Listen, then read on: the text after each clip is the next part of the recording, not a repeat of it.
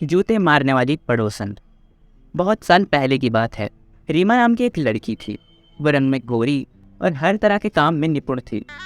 इसलिए उसकी माँ ने उसकी शादी एक बहुत ही अच्छे घर में कराई थी। रीमा की कोई सास नहीं थी, इसलिए पूरा घर वो अकेले ही संभालती थी। रीमा के घर के बगल में ही संतोष का घर था। संतोष बहुत ही घमंडी और झगड़ालू औरत थी, इसलिए मोहल्ले में कोई भी संतोष के मुंह नहीं लगता था, क्योंकि जब भी किसी से लड़ाई होती तो संतोष सामने वाले को जूतों से मारती थी।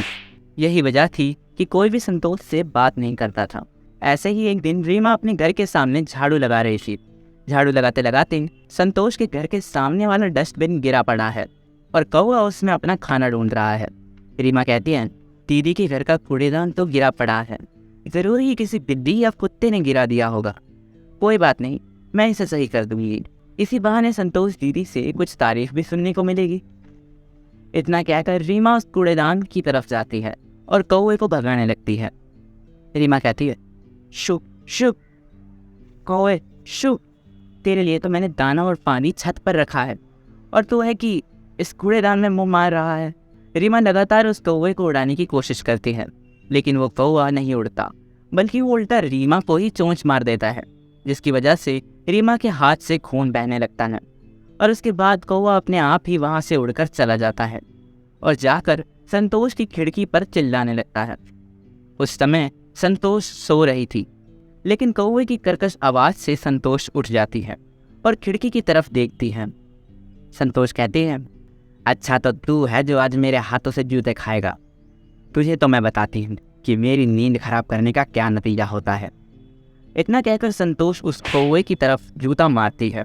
उस जूते से घायल होकर कौवा खून से लथपथ होकर जमीन पर गिरता है, जिसे देखकर रीमा एकदम चौंक जाती है। रीमा कहती है, हाय राम, ये कौवा तो अभी मेरे सामने से उड़कर गया था, तब तो ये खूब अच्छा था, लेकिन अचानक ये मर कैसे गया।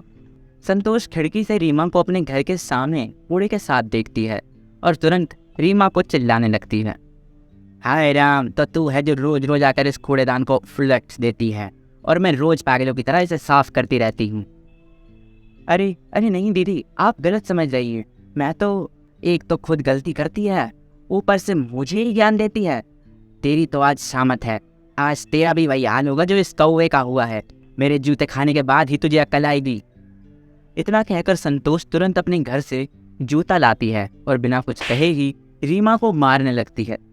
ये सब हो ही रहा होता है कि वहाँ ये दृश्य देखकर मोहल्ले की भीड़ इकट्ठा हो जाती है। इसी सब के बीच रीमा के पति अमित को किसी का कॉल आता है। अमित कहता है, हेलो कौन? हेलो अमित भैया, मैं आपका पड़ोसी राधे श्याम बोल रहा हूँ। हाँ जी भैया बोलिए, क्या काम था आपको? अरे आप अभी जल्दी से जल्दी अपने घर पर आ जाइए। आपकी पत्नी को पड़ोसन संतोष ने जूतों से मार मार के बेहोश कर दिया है। आप जल्दी आ जाइए। क्या? कैसे? मैं अभी निकलता हूँ। इतना सुनते ही अमित तुरंत अपने ऑफिस का सारा काम काज छोड़कर सीधा घर आता है और सड़क पर पड़ी हुई अपनी घायल बीवी को देखकर बहुत हैरान होता है। वो बिना समय गवाए ही रीमा को अस्पताल में भर्ती करा देता है और वहाँ से रीमा की हालत सुधरने लगती है। और ऐसे ही 3 महीने बीत जाते हैं। एक दिन संतोष अपनी बेटी से उसके पेपर के बारे में पूछती है, क्यों मेरी राज दुलारी, तू इतना परेशान क्यों है? तूने तो सारे पेपर अच्छे से दिए हैं ना, फिर क्यों तू परेशान हो रही है? तू तो ज़रूर पास होगी, और पास क्या, तू तो क्लास में फर्स्ट भी आएगी, है ना? क्या मम्मी, आप भी क्या बातें कर रही हो? इस बार आपकी वजह से तो मैं फेल हो जाऊंगी। क्या फेल हो जाएगी मेरी वजह से? भला वो कैसे? आपने ही तो उस दिन मेरी टीचर को अपने जूतों से इतना बुरा मारा कि वो 3 महीनों से स्कूल ही नहीं आई। और तो और इस सब में आपकी ही गलती है। आपको पता भी नहीं था कि वो टीचर तो हमारा कचरा साफ कर रही थी, ना कि कचरा फैला रही थी। लेकिन आपने तो बिना कुछ पूछे उन्हें इतना मारा कि अब वो खड़ी तक नहीं हो पा रही हैं। अपनी ही बेटी से ये सब बातें सुनकर संतोष को बहुत बुरा लगता है और वो आखिरकार समझ जाती है कि इस सब में गलती उसी की थी। इसलिए वो अब रीमा से मिलने हॉस्पिटल जाती है और वहाँ जाकर संतोष रीमा से माफ़ी मांगती है और आखिरकार रीमा भी उसे माफ़ कर देती है।